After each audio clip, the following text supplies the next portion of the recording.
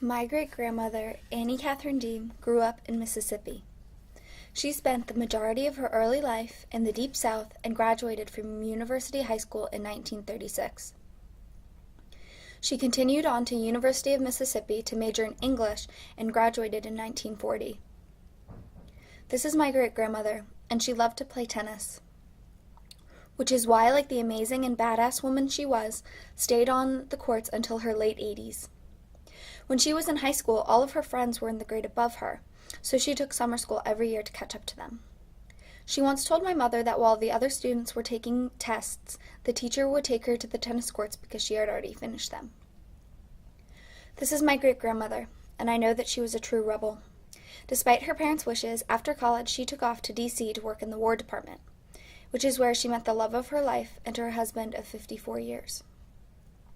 This is my great-grandmother, and she was one of the few people that managed to marry her one true love. How could anyone resist a man who brought a magnolia, Mississippi's state flower and Kathryn's favorite flower, to church every Sunday just for her? This is my great-grandmother, and one time when she was driving around with her two young daughters, she accidentally ran a stop sign near a police car. The police car chased her down, and when she pulled over, she told my great-aunt Linda to pull the map out of the glove compartment so they could pretend that they were lost. That day, the police let her go and gave her directions to the tennis courts that she apparently couldn't find. This is my great-grandmother, and when my sisters and I were born, she did not want to go by great-grandmother because it sounded too old. She then decided to go by Gigi, and if there was one thing she loved more than her family or her husband Glenn, was reading and the English language in general. She adored it, and when I was younger, I would go to visit her and ask her to read me the long bedtime stories. She wouldn't complain. She would read them start to finish with enthusiasm and passion. This is my great-grandmother. She celebrated her 96th birthday on January 1st.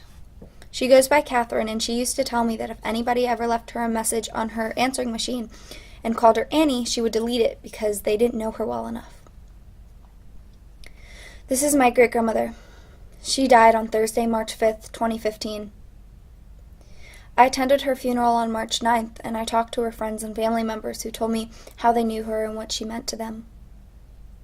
This is my great-grandmother, and I never knew that the hardest thing I would ever have to do would be to write a tribute to her life after she left mine.